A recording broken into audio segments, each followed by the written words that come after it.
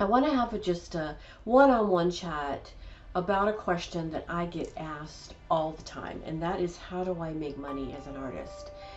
Now, you could ask 100 artists out there, and they're all going to give you, some of the same answers, but they're going to all give you their input on how they make money as an artist, which is great. In fact, I hope that if you're an artist and you're watching this, to put down below in the comments some of the ways that you make money as an artist, because I know that other people would love to have that input. They would love to hear.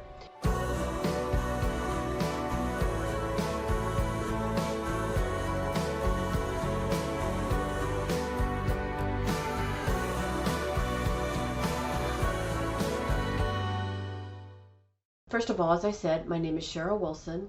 I call myself the Intentional Artist, and I would love for you to follow my journey on YouTube. I'm a newer YouTuber, and I'm trying to grow my channel, and I would love for you to give me a thumbs up and subscribe to my channel. And if you want to be notified when I do new uploads, click that little bell and you will be unknowingly notified when I get up in the middle of the night and I can't sleep and I'm putting out new content. But anyway, let's get on with the video. And I do know that earning income as a full-time artist is challenging. I work at building my business all the time. I was an entrepreneur. Well, I am still an entrepreneur, but I owned 2 businesses before I became a full-time artist and built my businesses from the ground floor up. Being an artist is a little bit different than the professional side of the world as a project manager.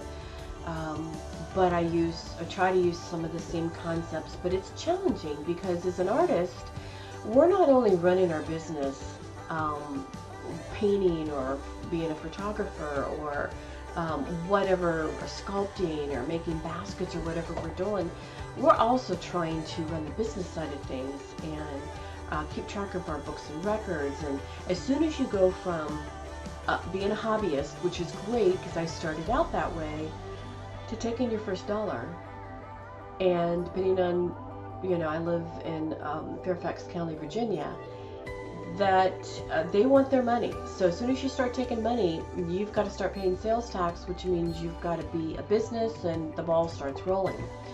And you want to do it right. But anyway, we also do marketing. To do marketing and your business side, then you've got to fit in getting in the studio. So it's not an easy path to be an artist, although I wouldn't change it. I absolutely love it.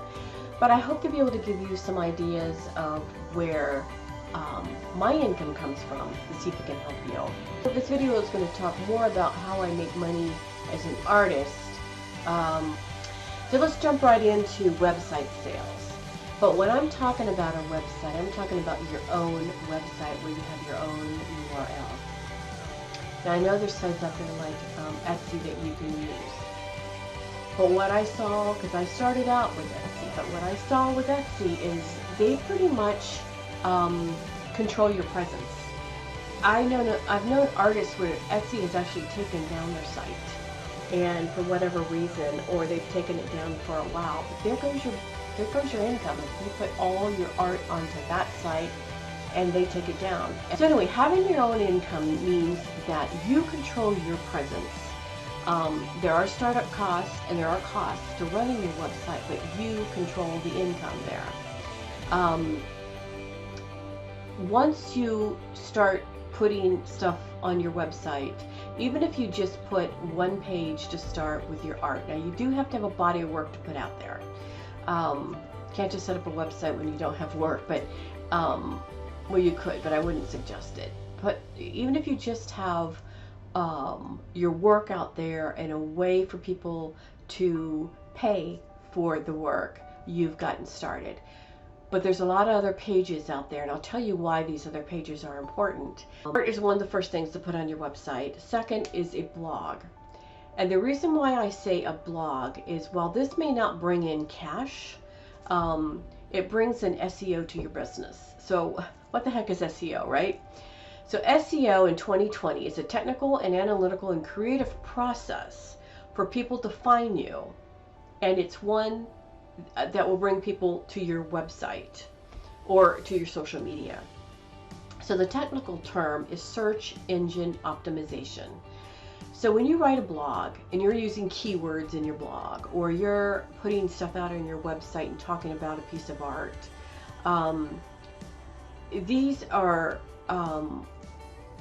talking points out to the big, vast internet, which these keywords are just getting your name on your blog and you're talking about different things, get you out there so that you're getting known. On Etsy, they control it, so they are the ones that are getting the hits, because people are coming back to Etsy. When you have your own website, it's whatever you put out there, Google sends people and traffic to you.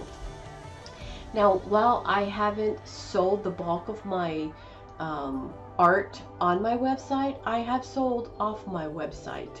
But what my website has been a vehicle for people to find me and get to know me and know that the website, people have told me they have found me through my website, or they read my blog, or they have found that I had a YouTube channel or training on my website.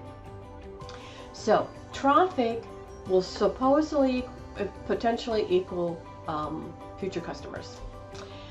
Now, the other thing that will go on your website is a new news page, or what's happening, because we're all talking about this algorithm of the information that you're putting out there and how people find you. So I have had people say that they've been doing some research out there and been trying to find artists and stuff, and I pop up and it's things from my news page. So my news page will put things out there like where I'm doing training, where I may be having a show, where I may be doing a pop-up. But it's basically where you're going to put what you're currently doing.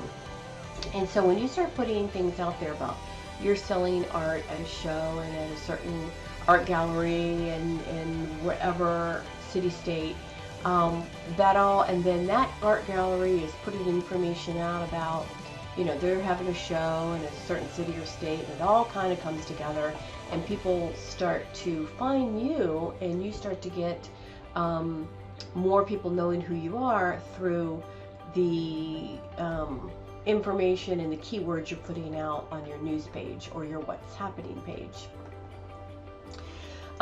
Just as important as the news page is a about page, and that's where you can start to put things out there about yourself working in the studio, your studio fur baby out there.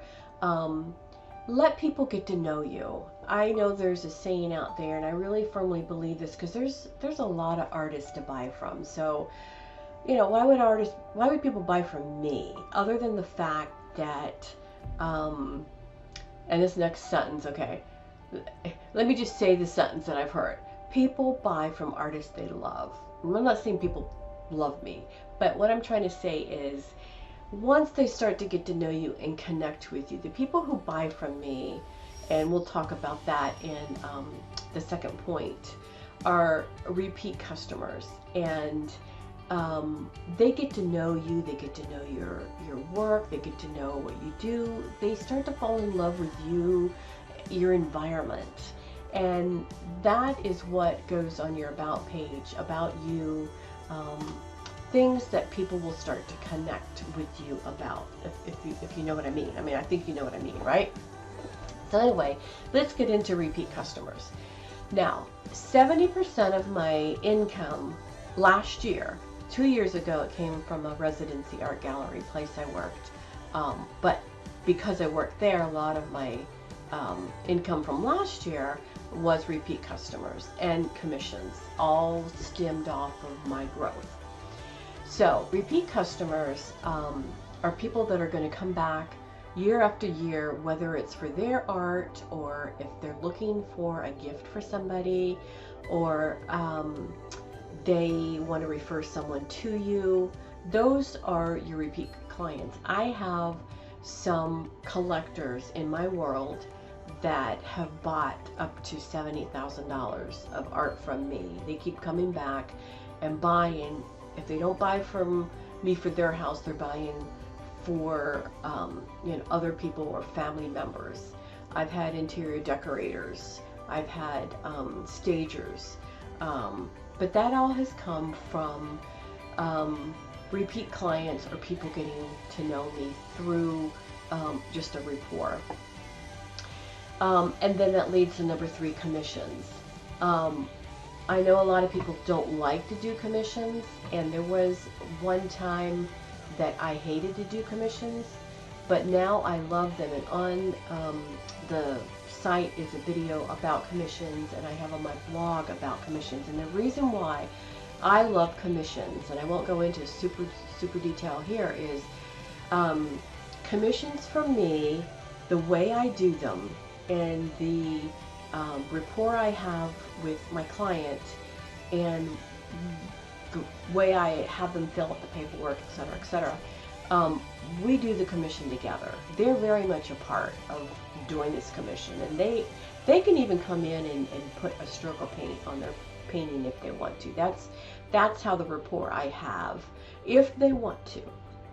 So commissions for me are fun because it's a way to really engage with my clients.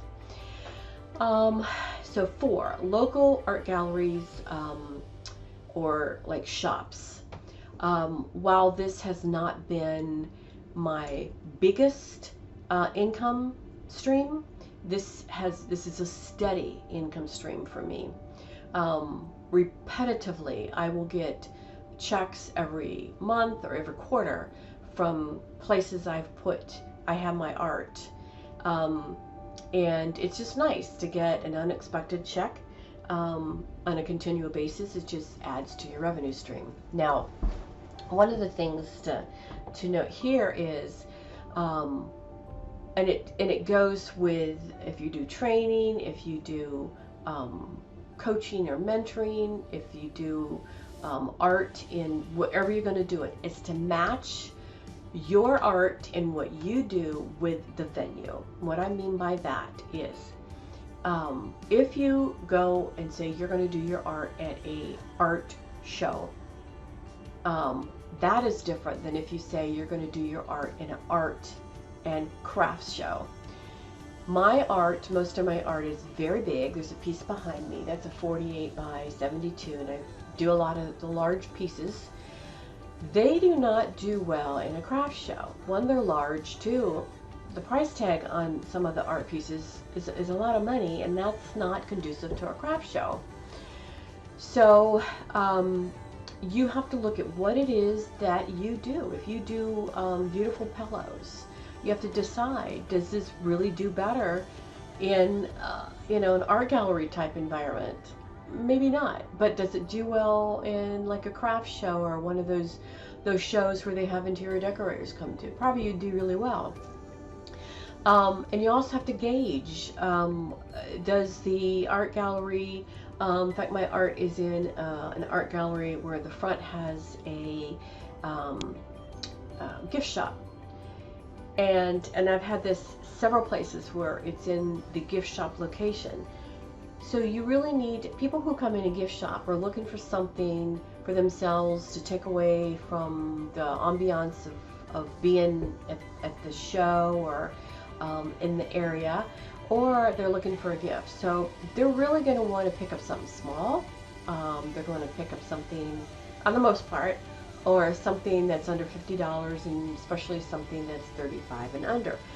So you may want to tailor. So for what I do is I will make smaller. I still do original paintings, but I will do small paintings, maybe small, put them in little small frames, and that way I keep the price structure within the structure of what would be a good thing to sell at the venue I'm going to. When you do these venues, it's really important to get from the place you're putting your art, in writing especially, what the percentages they're going to take, what your obligation is. Because sometimes a place will ask that you come in and help with the selling of the art. And if you're not a numbers gal like I'm not, and then, they throw, iPad at you and say do Venmo and all this other stuff.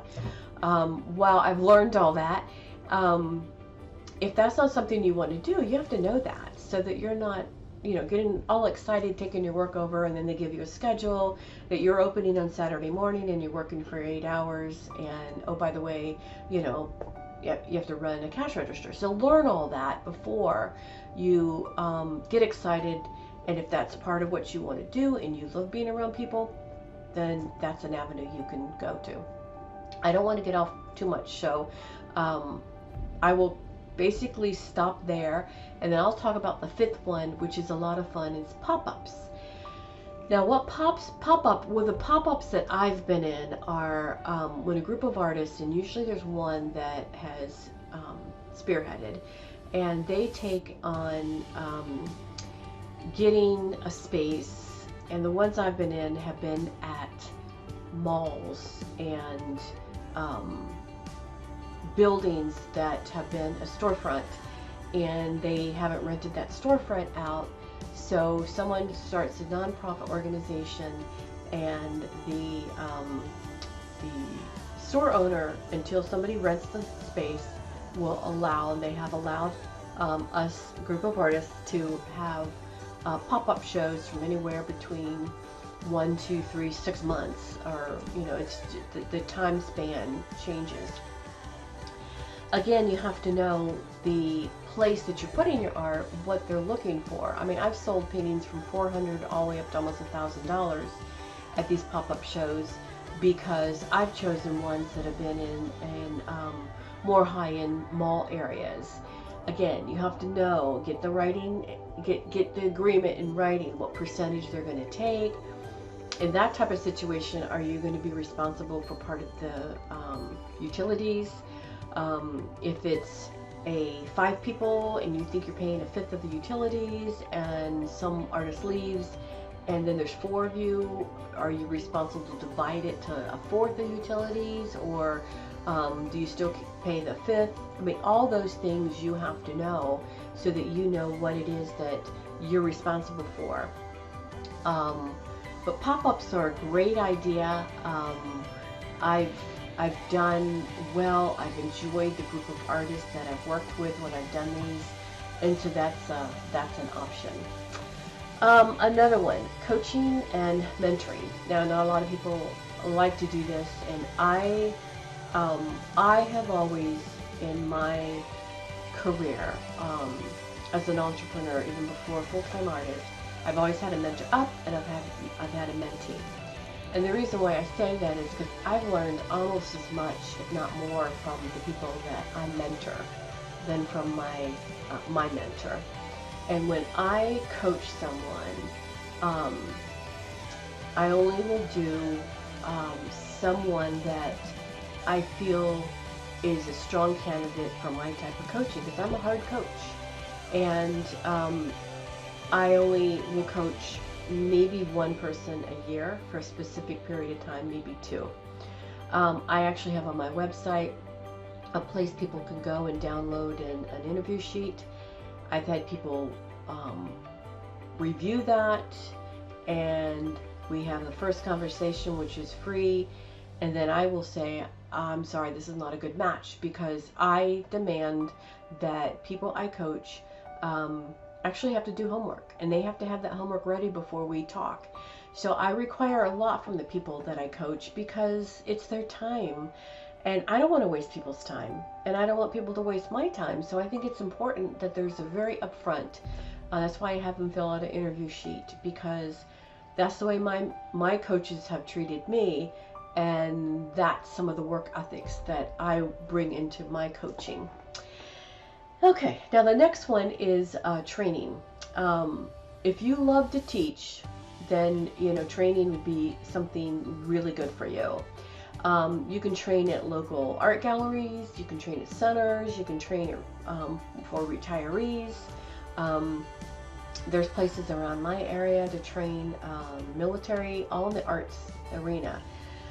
There's a lot of options there. There's even an option for training in my area online, and I forget the name of it, but I get just about every day pinged with somebody who wants training, and I get to root through it and see what kind of training they're looking for, and I don't respond if I'm not interested, or if I am interested, I'll respond. Right up front, they have a profile, so they'll contact me directly if they want training, or, you know, like a generic, they'll ping people out to you, and then you can see if it's a good match for you. I do training for the military because I'm prior Air Force. I do training in my own home, and I've done training, you know, in other different locations. I don't do a lot of training because I'm an introvert, and training for me is, I get exhausted. But if you do like to be around a lot of people, training is great. But I do like to do training in my home, so I'll do 1 or 2 people training in my home. One of the things, again, is to have a very good open rapport, written down instructions on when you do training, if you're going to supply the supplies, if you're going to ask them to supply the supplies. So if you're going to be training in your home, I personally give a price for training of beginner training and advanced training, or if it's a resin training, that type of thing. And then I supply all the materials. I learned one time when someone has supplied the materials, that they brought stuff I didn't use, so I couldn't train on materials that I couldn't use.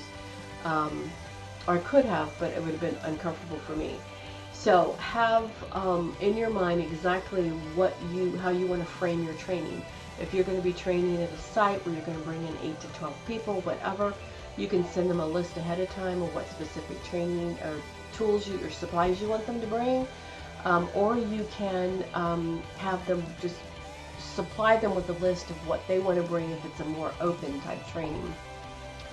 So there's a lot around that, and pricing, that all depends on what your area will hold. It's kind of good to do research on that. But I have set prices for the different types of training, and I pretty much stuck to that. And other sites. What I mean by other sites is, I spoke about Etsy before, but there's other sites. I don't do Etsy now, but other sites that I have done well on selling. One of them is SOOOOO Art. I've sold several paintings there.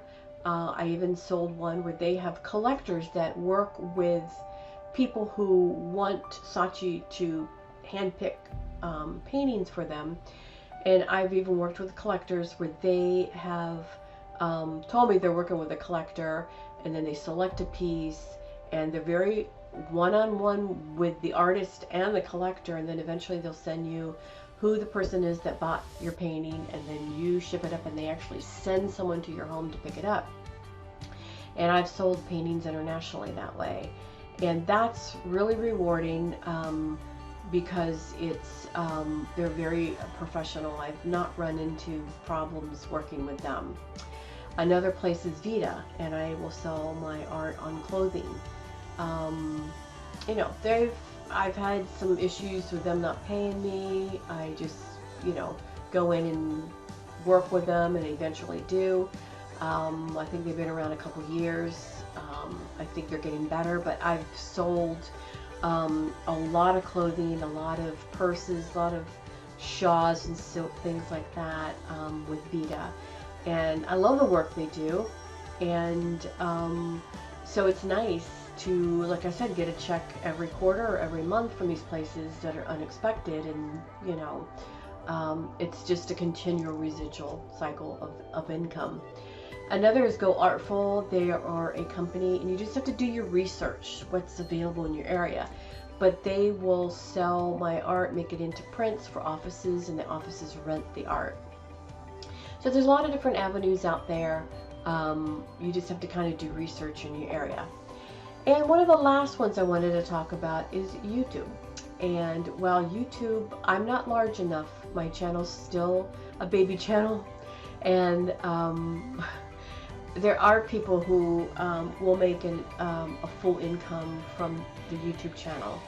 And while I'm still building mine and learning, I enjoy it. I enjoy the YouTube family. Um, I know that to make the money, you have to have around 1,000 you have to have 1,000 subscribers, and you have to have like 4,000 watch hours in a 12-month period. And then once you do that, YouTube will send you an invite to become one of their partners, and then you're eligible to sign up for an ad account. And I believe that's through Google, and they will sell ads. You can choose what type of ads you want on your site, how often you want them to play, and there's a huge algorithm around all that, around your keywords, etc., etc. But 50% of the money goes to the business that paid for the YouTube ad, and then you as a YouTuber, you get the other amount. So you can make an income, and it kind of depends on, you know, if it's a niche type of item you're selling, then there may be niche products that will run their ads on your site. So the income stream may be a little bit higher. There's a lot I don't know about that because I'm not there yet, but you can help me get there. So, you know, if you subscribe and you binge watch my videos, I'd love that, and it will help me get there. And then when it's your turn, I'll help you. But that is a whole different avenue stream, that if you choose to go that route and learn how to edit your videos and publish them and learn how to get the right camera equipment, which I'm still learning, it's just a lot of fun. So anyway, I'm going to close this video. I hope some of this information has been helpful to you, and you can take some of the little nuggets and transfer it over into your art journey and see what works for you. Do some research. Put some comments below of what you do that might help other artists on this journey. I'm sure there's a lot of avenues that I haven't even touched on that I'd love to learn from, and I think we can help each other. But I hope this video has been helpful to you. I appreciate, as always, you watching and supporting me, and I hope you have a wonderful, art-filled, beautiful day. Bye.